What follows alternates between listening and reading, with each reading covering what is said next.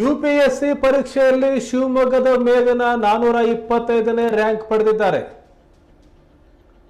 ಶಿವಮೊಗ್ಗದ ನಿವಾಸಿ ಮೇಘನ ಅವರು ವಕೀಲರಾದ ಮೋಹನ್ ಹಾಗೂ ಉಪನ್ಯಾಸಕರಾದಂಥ ವತ್ಸಲ ದಂಪತಿಯ ಪುತ್ರಿ. ಯುಪಿಎಸ್ಸಿ ಪರೀಕ್ಷೆಯಲ್ಲಿ 425ನೇ ರ್ಯಾಂಕ್ ಪಡೆದಿದ್ದಾರೆ. ಯುಪಿಎಸ್ಸಿ ಪರೀಕ್ಷೆಯಲ್ಲಿ ಈ ಬಾರಿ ಯುವತಿಯರೇ ಮೇಲ್ಗೈ ಪಡೆದಿದ್ದಾರೆ. ಶಿವಮೊಗ್ಗದ ಮೇಘನ BM 425ನೇ ರ್ಯಾಂಕ್ ಗಳಿಸುವ ಮೂಲಕ ಕರ್ನಾಟಕಕ್ಕೆ, ಮಲೆನಾಡಿಗೆ, ಬಹಳ ಮುಖ್ಯವಾಗಿ ಶಿವಮೊಗ್ಗಕ್ಕೆ ಒಂದು ಹರ್ಷದ ಸನ್ನಿವೇಶವನ್ನು ತಂದಿದ್ದಾರೆ, ಕಿರೀಟವನ್ನು ತಂದಿದ್ದಾರೆ. ಯುಪಿಎಸ್ಸಿ ಪರೀಕ್ಷೆಯಲ್ಲಿ ಸಾಧನೆ ಮಾಡೋದು ಸುಲಭವಲ್ಲ, ಒಂದು ರೀತಿ ತಪಸ್ಸಿನ ರೀತಿ. ಅದು ನಿರಂತರ ಶ್ರಮದಿಂದ ಈ ರೀತಿಯ ಫಲಿತಾಂಶ ಬರಲಿಕ್ಕೆ ಸಾಧ್ಯ.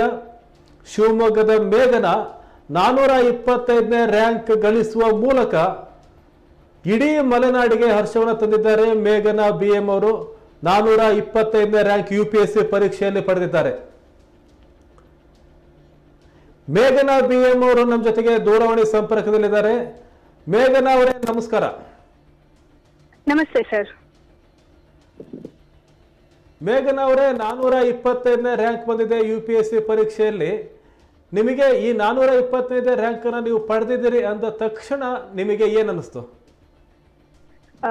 ಖುಷಿ ಆಗಕ್ಕಿಂತ ಹೆಚ್ಚಿಗೆ ನೆಮ್ಮದಿ ಆಯ್ತು.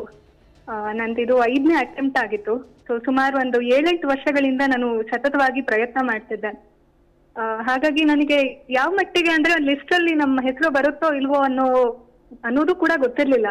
ಹಾಗಾಗಿ ಒಂದ್ಸಲಿ ಆ ಲಿಸ್ಟ್ ಅಲ್ಲಿ ನನ್ನ ಹೆಸರು ನೋಡಿದ ತಕ್ಷಣ ಒಂದ್ ರೀತಿಯಾದಂತಹ ನೆಮ್ಮದಿ, ಇಷ್ಟು ವರ್ಷದ ಪರಿಶ್ರಮಕ್ಕೆ ಎಲ್ಲೋ ಒಂದ್ ಕಡೆ ಒಂದು ಪ್ರತಿಫಲ ಸಿಕ್ತಲ್ಲ ಅನ್ನೋ ನೆಮ್ಮದಿ ಆಯ್ತು ಸರ್. ನಿರಂತರ ಪರಿಶ್ರಮಕ್ಕೆ ಈಗ ಫಲ ಸಿಕ್ಕಿದೆ. ನೀವು ಯಾವ ರೀತಿಯನ್ನ ತಯಾರಿ ಮಾಡ್ಕೋತಾ ಇದ್ರಿ ಅಂತ ಹೇಳ್ಬೋದು? ಯಾಕಂದ್ರೆ UPSC ಅನ್ನೋದು ಬಹಳಷ್ಟು ಜನರ ಒಂದು ಕನಸಿನ ಜಾಗ. ಅದು UPSC ಪರೀಕ್ಷೆಯಲ್ಲಿ ಯಶಸ್ಸಾಗಬೇಕು, ಸಿಗಬೇಕು, ಆಡಳಿತದಲ್ಲಿ ನಾನು ಭಾಗಿಯಾಗಬೇಕು ಅಂತ ಹೇಳಿ ಯಾವ ರೀತಿಯ ತಯಾರಿನ ಮಾಡ್ಕೋತಾ ಇದ್ರಿ? ಯಾವ ರೀತಿಯ ಪರಿಶ್ರಮ ಇತ್ತು ಅಂತ ಹೇಳ್ಬೋದಾ? ಸರ್, ನನ್ನ ತಯಾರಿ ಹೇಗಿತ್ತು ಅಂದ್ರೆ ಪ್ರತಿ ವರ್ಷದಿಂದ ವರ್ಷ ಚೇಂಜಸ್ ಆಗ್ತಾ ಇತ್ತು. ಸ್ಟಾರ್ಟಿಂಗು ನನಗೆ ಪ್ರಿಲಿಮ್ಸ್ ಆಗ್ತಾ ಇರ್ಲಿಲ್ಲ. ಸೊ ಹಾಗಾಗಿ ಅದಕ್ಕೆ ಫೋಕಸ್ ಆಗಿ ಮಾಡ್ಬೋದೆ. ದಿನಕ್ಕೆ ಒಂದು ಎಷ್ಟು ಗಂಟೆ ಓದ್ತೀವಿ ಅನ್ನೋಕ್ಕಿಂತ ಅದ್ರಲ್ಲಿ ಪ್ರೊಡಕ್ಟಿವಿಟಿ ಎಷ್ಟಿರುತ್ತೆ ಅನ್ನೋದಕ್ಕೆ ನಾನು ಜಾಸ್ತಿ ಗಮನ ಕೊಡ್ತಿದ್ದೆ. ಪ್ರತಿದಿನ ರೈಟಿಂಗ್ ಪ್ರಾಕ್ಟೀಸ್ ಮಾಡ್ತಾ ಇದ್ದೆ. ಅದೇ ರೀತಿಯಾದಂತೆ ಕರೆಂಟ್ ಅಫೇರ್ಸ್ ಅಪ್ಡೇಟ್ ಆಗೋದು, ನ್ಯೂಸ್ ಪೇಪರ್ಸ್ ಓದೋದು, ಆಮೇಲೆ ಕೆಲವೊಂದು ಕಾನ್ಸೆಪ್ಟ್ ಇದ್ರೆ ಮನೆಯಲ್ಲಿ ಡಿಸ್ಕಸ್ ಮಾಡೋದು.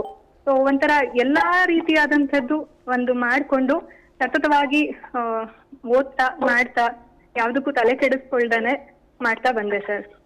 ಮೇಘನ್ ಅವರೇ, ನೀವು UPSCಯನ್ನ ಮಾಡಬೇಕು ಅಂತೇಳಿ ನಿಮ್ಮ ವಿದ್ಯಾಭ್ಯಾಸದ ಯಾವ ಹಂತದಲ್ಲಿ ನಿಮಗೆ ಅನಿಸ್ತು? ಅಂದ್ರೆ ಪ್ರಾಥಮಿಕ ಅಥವಾ ಪ್ರೌಢ ಶಿಕ್ಷಣ ಮಾಡಬೇಕಾದ್ರೆ ಅಥವಾ ಕಾಲೇಜಿಗೆ ಬಂದಾಗ ಯಾವ ಸಂದರ್ಭದಲ್ಲಿ ನಾನು UPSCಯನ್ನ ಮಾಡ್ತೇನೆ, ನಾನು ಮಾಡಬೇಕು ಅನ್ನುವಂಥ ಒಂದು ನಿಮಗೆ ಇಂಟೆನ್ಷನ್ ಶುರುವಾಯಿತು? ಸರ್, ಸುಮಾರು 2008-9 ಅಲ್ಲಿ ಅವಾಗ APJ ಅಬ್ದುಲ್ ಕಲಾಂ ಸರ್ ಬಂದಿದ್ರು ಶಿವಮೊಗ್ಗಕ್ಕೆ ಸ್ಟೂಡೆಂಟ್ಸ್ ಅಡ್ರೆಸ್ ಮಾಡಕ್ಕೆ. ಸೊ ಅವಾಗ ಅಲ್ಲಿ ಭಾಷಣದಲ್ಲಿ ಅವರು small aim is a crime ಅಂತ ಹೇಳ್ತಾ ಇದ್ರು. ಆ ಸಂದರ್ಭದಲ್ಲಿ ನನಗೆ ಮನೇಲಿ ಏನಿದು ಸ್ಮಾಲ್ ಏಮ್ ಅಂದ್ರೆ ಏನು, ಬಿಗ್ ಏಮ್ ಅಂದ್ರೆ ಏನು ಅಂತ ಹಂಗೆ ಡಿಸ್ಕಸ್ ಮಾಡ್ತಾ ಇರ್ಬೇಕಾದ್ರೆ ಎಲ್ಲೋ ಒಂದ್ ಕಡೆ I came across IAS IPS ಅಂತ. ಸೊ ಹಂಗೆ ಕೇಳ್ತಾ ಮನೇಲಿ ಮಾತಾಡ್ತಾ ಈ IAS ಅನ್ನೋದು ಅಪ್ಪ ಸ್ಮಾಲ್ ಏಮೋ ಬಿಗ್ ಏಮೋ ಅಂತ ಕೇಳ್ದೆ. ಅವರು ಇಲ್ಲ ಪುಟ, ಇದು ತುಂಬಾ ಬಿಗ್ ಗೇಮ್ ಅಂತ ಹೇಳಿದ್ರು.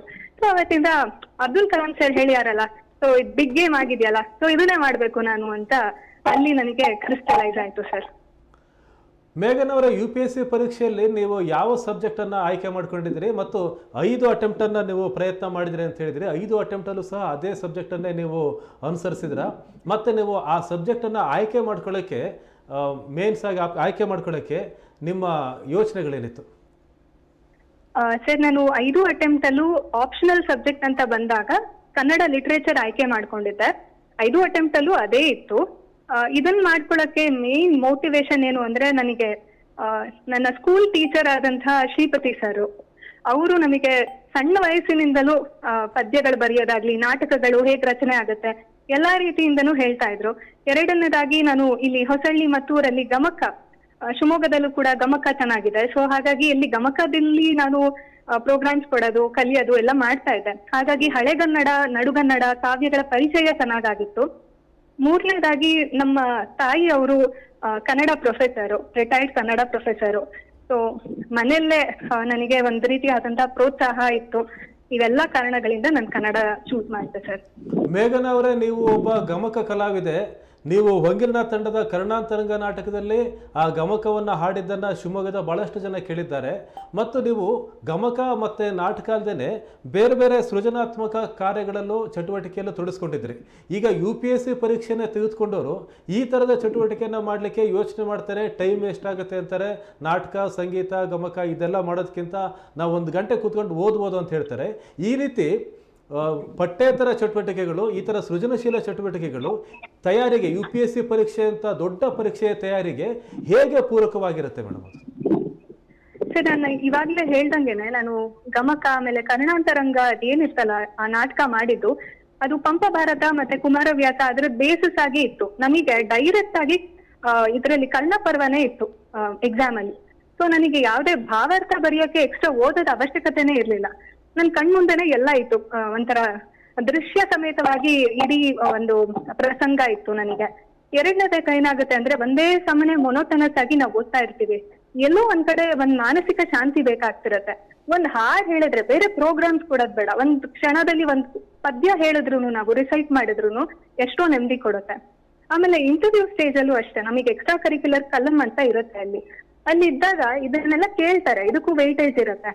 ಸೊ ಹಾಗಾಗಿ ಎರಡೂ ಕಾಂಪ್ಲಿಮೆಂಟರಿ ಆಗಿ ಹೋಗ್ತಾ ಇರುತ್ತೆ, ಓದು ಮತ್ತೆ ಎಕ್ಸ್ಟ್ರಾ ಕರಿಕ್ಯುಲರ್ ಆಕ್ಟಿವಿಟೀಸ್. ಇಂಟರ್ವ್ಯೂ ಬಗ್ಗೆ ಹೇಳಿದ್ರೆ, ನೀವು ಭಾಳಷ್ಟು ಜನ ಪ್ರಿಲಿಮ್ಸ್ ಆಗಿರ್ಬೋದು ಅಥವಾ ಮೇನ್ ಆಗಿರ್ಬೋದು ಅವರ ಓದಿನ ಸಾಮರ್ಥ್ಯದ ಮೇಲೆ ಅದು ಪಾಸ್ ಆಗ್ಬೋದು. ಆದರೆ ಇಂಟರ್ವ್ಯೂ ಸಂದರ್ಶನವನ್ನು ಫೇಸ್ ಮಾಡೋದಿದೆಯಲ್ಲ, ಅದಕ್ಕೆ ಸ್ವಲ್ಪ ಬೇರೆದೇ ರೀತಿಯಾದಂಥ ತಯಾರಿ ಬೇಕಾಗುತ್ತೆ. ಇದಕ್ಕೆ ನೀವು ಮಾನಸಿಕವಾಗಿ ಹೇಗೆ ತಯಾರಾದ್ರಿ? ಸರ್, ನನಗೆ ಇಂಟರ್ವ್ಯೂ ರಿಸಲ್ಟ್ ಬಂದಾದ್ಮೇಲೆ ಬಹಳ ಬೇಗ ಇಂಟರ್ವ್ಯೂ ಇತ್ತು. ನನಗೆ ಜಾನ್ವರಿನಲ್ಲೇ ಇಂಟರ್ವ್ಯೂ 17th ಅಲ್ಲೇ ಇತ್ತು. ಹಾಗಾಗಿ ನನಗೇನಾಯ್ತು ಅಂದ್ರೆ, ಇದುವರೆಗೆ ಏನ್ ಮಾಡ್ಕೊಂಡ್ ಬಂದಿದ್ನಲ್ಲ ಅದು ಕ್ಯುಮ್ಯುಲೇಟಿವ್ ಆಗಿ ನನಗೆ ಒಂದ್ ಕಡೆ ನಾನು ಮೈಂಡ್ ಅಲ್ಲಿ ಕಲೆಕ್ಟ್ ಮಾಡ್ಕೊಳ್ಬೇಕಾಯ್ತು. ಸೊ ಹಾಗಾಗಿ ಫಸ್ಟಿಗೆ ನನಗೆ ಹೋಗ್ತಿದ್ದೀನಿ, ಇದೊಂದು ಜವಾಬ್ದಾರಿ ನನಗೆ ಅನ್ನೋ ಒಂದು ಮಾನಸಿಕ ಸಿದ್ಧತೆ ಆಗಿತ್ತು ನನಗೆ. ಎರಡನೇದಾಗೇನು ಅಂದ್ರೆ, ಎಲ್ಲಾ ವಿಷಯಗಳ ಬಗ್ಗೆನೂ ತಿಳ್ಕೊಳ್ಬೇಕಾದ ಅವಶ್ಯಕತೆ ಇದೆ. ಇದುವರೆಗೆ ನಾವು ಮೇನ್ಸ್ ಮತ್ತೆ ಪ್ರಿಲಿಮ್ಸ್ ಅಲ್ಲಿ ಫ್ಯಾಕ್ಟ್ಸ್ ಅಂಡ್ ಫಿಗರ್ಸ್ ತಿಳ್ಕೊಂಡಿರ್ತೀವಿ. ಇಲ್ಲಿ ಇಂಟರ್ವ್ಯೂ ಸ್ಟೇಜ್ ಅಲ್ಲಿ ನಮ್ಮ ಒಪಿನಿಯನ್ಸ್ ನ ಹೇಳ್ಬೇಕಾಗತ್ತೆ.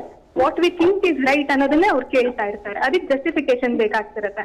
ಸೊ ಇದಕ್ಕೆ ಸಪರೇಟ್ ತಯಾರಿ ಅನ್ನೋಕ್ಕಿಂತ ಈ ನ್ಯೂಸ್ ಪೇಪರ್ ಆರ್ಟಿಕಲ್ಸ್ ಏನೋ ಬಂತು ಅಂದಾಗ ನಮ್ಮ ಮೈಂಡ್ ಅಲ್ಲಿ ಇಂಡಿಪೆಂಡೆಂಟ್ ಆಗಿ ನಾವೇನೋ ಒಂದು ಅನ್ಕೊಂಡಿರ್ತೀವಿ, ಅದು ಸರಿನಾ ತಪ್ಪಾ ಅಂತ ಅಲ್ಲಲ್ಲೇ ನಾವು ಜಡ್ಜ್ ಮಾಡ್ತಾ ಹೋಗಿ ಒಂದು ಒಪಿನಿಯನ್ ಫಾರ್ಮ್ ಮಾಡ್ತಾ ಹೋದ್ರೆ ಅದು ತುಂಬಾ ಸುಲಭ ಆಗುತ್ತೆ ಕೊನೆ ಸ್ಟೇಜಿಗೆ ಬಂದಾಗ. ಆಮೇಲೆ ಅದಕ್ಕಿಂತ ಹೆಚ್ಚಾಗಿ ಇದೊಂದು ಡಿಸ್ಕಷನ್ ರೂಪದಲ್ಲಿ ಇರುತ್ತೆ ಇಂಟರ್ವ್ಯೂ ಅನ್ನೋದು. ಸೊ ಹಾಗಾಗಿ ಒಂಥರ ಕಾಮ್ನೆಸ್ ಎಷ್ಟು ಚೆನ್ನಾಗಿರುತ್ತೋ ನಮಗೆ, ಅಷ್ಟು ಚೆನ್ನಾಗಿ ನಮ್ಮ ಔಟ್ಪುಟ್ ಇರುತ್ತೆ. UPSC ಪರೀಕ್ಷೆಯಲ್ಲಿ ಈಗ ಯಶಸ್ಸು ಸಾಧಿಸಿದ್ದೀರಿ, ಆಡಳಿತಾತ್ಮಕ ಹುದ್ದೆಯನ್ನು ಪಡಿತೀರಿ, ಆಡಳಿತಾಂಗಕ್ಕೆ ಬರ್ತೀರಿ, ಕಾರ್ಯಾಂಗದ ಒಂದು ಭಾಗವಾಗ್ತೀರಿ, ಸಮಾಜದ ಒಬ್ಬ ಪ್ರಧಾನ ಸೇವಕರಾಗಿ ಕೆಲಸ ಮಾಡ್ತಕ್ಕಂಥ ಒಂದು ಅವಕಾಶ ನಿಮಗೆ ಲಭ್ಯ ಆಗುತ್ತೆ. ಈ ಆಡಳಿತಾತ್ಮಕ ವಿಭಾಗದಲ್ಲಿ ಮುಂದಿನ ಸೇವಾ ಹಂತದಲ್ಲಿ ನಿಮ್ಮ ಯೋಚನೆ ಏನಿದೆ, ಗುರಿ ಏನಿದೆ ಮೇಘನಾ ಅವರೇ?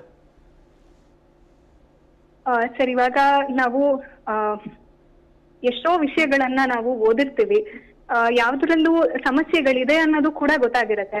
ಅದಕ್ಕೆ ನಾವು ಒಂದು ಥಿಯೋರಿಟಿಕಲ್ ಆಗಿ ಸೊಲ್ಯೂಷನ್ಸ್ ಕೂಡ ಒಂದು ರೀತಿಯಾಗಿ ಓದಿರ್ತೀವಿ. ಆದ್ರೆ ನನ್ನ ವಿಷನ್ ಇರೋದೇನು ಅಂದ್ರೆ, ಏನ್ ಓದಿರ್ತೀವೋ ಅದನ್ನ ಇಂಪ್ಲಿಮೆಂಟ್ ಮಾಡೋದ್ರಲ್ಲಿ ನಾವು ಹೆಚ್ಚು ಚಾಕಚಕ್ಯತೆಯಿಂದ ನಾವು ಅದನ್ನ ನಿರ್ವಹಿಸ್ಬೇಕು ಅನ್ನೋದು ನನ್ನ ಉದ್ದೇಶ. ಎರಡನೇದಾಗಿ, ಕಾನೂನನ್ನ ಎಲ್ಲೂ ಮೀರ್ದೇನೆ ಅದ್ರ ಜೊತೆಗೆ ಜನಸಾಮಾನ್ಯರಿಗೆ ಎಷ್ಟು ಉಪಯೋಗ ಆಗುತ್ತೋ ಆ ರೀತಿಯಾದಂತಹ ಕೆಲಸಗಳನ್ನ ಮಾಡಬೇಕು ಅನ್ನೋದು ನನ್ನ ಉದ್ದೇಶ ಆಗಿದೆ ಸರ್. ಮೇಘನಾ ಅವರ ಕೊನೆಯ ಪ್ರಶ್ನೆ, ಈ UPSC ಪರೀಕ್ಷೆಯಲ್ಲಿ 425ನೇ ರ್ಯಾಂಕ್ ಪಡೆದು ಶಿವಮೊಗ್ಗಕ್ಕೆ, ಮಲೆನಾಡಿಗೆ ಕೀರ್ತಿಯನ್ನು ತಂದಿದ್ದೀರಿ. ಬಹುಶಃ ನಿಮ್ಮ ಮನೆಯಲ್ಲಿ, ನಿಮ್ಮ ಕುಟುಂಬದವರು, ನಿಮ್ಮ ಸುತ್ತಮುತ್ತ ಇರ್ತಕ್ಕಂಥವ್ರು ಎಲ್ಲರೂ ಸಹ ಸಂಭ್ರಮ ಪಡ್ತಾ ಇದ್ದಾರೆ.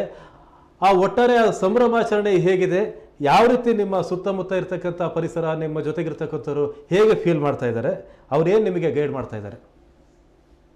ಸರ್, ಯಾವ ರೀತಿ ಆಗಿದೆ ಅಂದ್ರೆ, ಇಡೀ ನಮ್ ಬೀದಿನಲ್ಲಂತೂ ಪ್ರತಿಯೊಬ್ರು ಮನೆ ಮಗಳೇ ಈ ರೀತಿಯಾಗಿ ಒಂದು ರ್ಯಾಂಕ್ ಪಡೆದಿಯಾಳೆ ಅನ್ನುವಂತ ವಾತಾವರಣ ಇದೆ. ಪ್ರತಿಯೊಬ್ರು ಬಂದು ಸ್ವೀಟ್ಸ್ ಆಗ್ಲಿ, ಹೋಳ್ಗೆ ಆಗ್ಲಿ ಎಲ್ಲಾ ತಗೊಂಡ್ಬಂದು ತಿನ್ನಿಸ್ತಿದ್ದಾರೆ. ತಮ್ಮ ಮನೆ ಮಗಳು ಅಂತಾನೆ ಅನ್ಕೊಂಡು ನನಗೆ ಟ್ರೀಟ್ ಮಾಡ್ತಾ ಇದ್ದಾರೆ. ಇಡೀ ಶಿವಮೊಗ್ಗನೇ ಒಂಥರ ಆತರ ಸಂಭ್ರಮಾಚರಣೆನಲ್ಲಿದೆ. ಎಲ್ಲರೂ ಫೋನ್ ಮಾಡ್ತಾ ಇದ್ದಾರೆ, ಖುಷಿ ಆಗ್ಯಾರೆ. ನನ್ನ ಪರಿಶ್ರಮ ನೋಡಿದವರಿಗೆ ಇನ್ನೂ ತುಂಬಾ ಖುಷಿ ಆಗಿದೆ. ಅವೆಲ್ಲ ನನಗೆ ತುಂಬಾ ಸಂತೋಷದಾಯಕವಾದಂತ ವಿಚಾರಗಳು.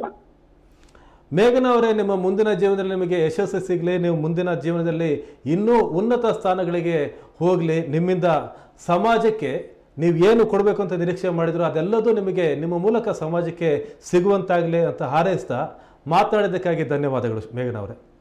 ಧನ್ಯವಾದಗಳು ಸರ್. ಇದು